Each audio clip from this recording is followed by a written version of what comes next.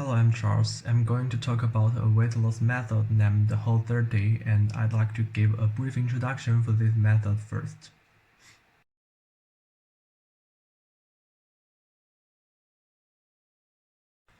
Whole30 does not have calorie suggestions, no suggestions on physical activity level as well, but only restrict your diet.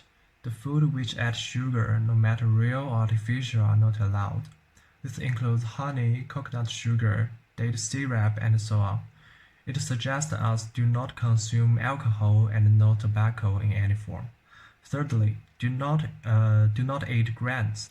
This includes wheat, rye, barley, corn, rice, millet, and many grains that we usually eat. This also includes all the ways we add wheat, corn, and rice into our food in the form of bran, germ, starch, and so on. Furthermore, most forms of legumes are not allowed, include many kinds of beans such as black beans, red beans, pinto beans, white beans, and so on. Peanut, including peanut butter or peanut oil, and all forms of soy like soy sauce, miso, tofu, soy milk. In addition, dairy includes cow, goat, or sheep's milk products like milk, cream, cheese, yogurt, sour cream, ice cream, or frozen yogurt are not allowed. Moreover, some ingredients are banned, such as carrageenan, MSG, or sulfites. And then, of course, some baked foods, junk foods, or treated with approved ingredients are banned. In the end, Whole30 suggests that do not take any body measurement for 30 days. The Whole30 is about so much more than weight loss, and to focus only on body composition means you will overlook all of the other dramatic benefits this plan has to offer.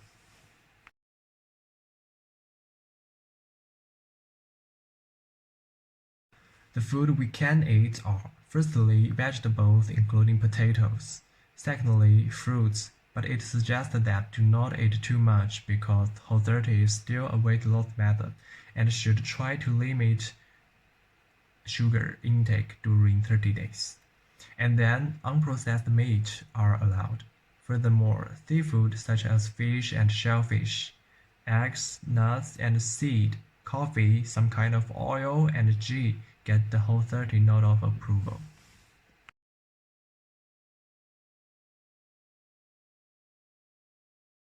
Macronutrients are those nutrients required in large amounts that provide the energy needed to maintain body functions and carry out the activities of daily life.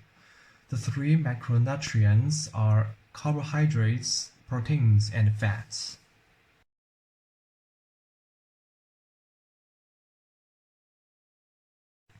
After you ate some food, firstly, certain carbohydrates are broken down into maltose by enzyme in the mouth, such as starch.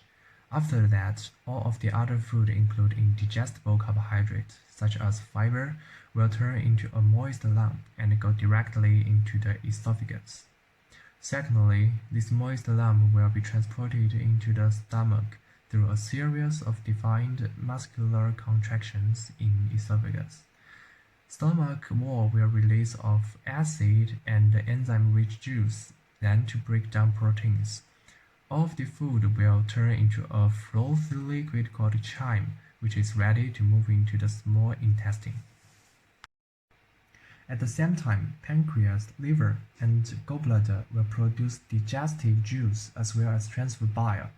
The liver sends bile to the gallbladder, which secretes it into the first portion of the small intestine called the duodenum.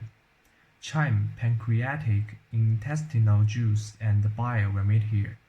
The fat in this chyme will be dissolved by bile and then digested by the pancreatic and intestinal juice. The enzyme-rich juice break the fat molecules down into fatty acid and glycerol for easier absorption.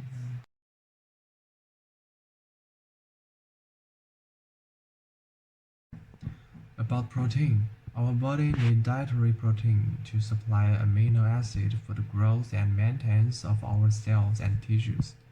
And about carbohydrates, one of the most important functions of carbohydrates is to provide energy for your body. Dietary fats are essential to give your body energy and to support cell growth. They also help protect your organs and help keep your body warm. Fats help your body absorb some nutrients and produce important hormones too.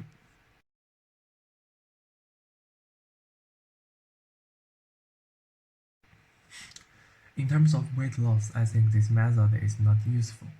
Whole30 does not have calorie suggestions, but the most important thing lead to weight loss is restricted diet, especially those food with high calories. And we also need to track and restrict the daily calories intake at around 8,700 kg. However, Whole30 may contribute to change one's eating habits to become more healthy. If you follow this method, alcohol and tobacco are banned, junk food and baked food are banned as well. That's good for your body.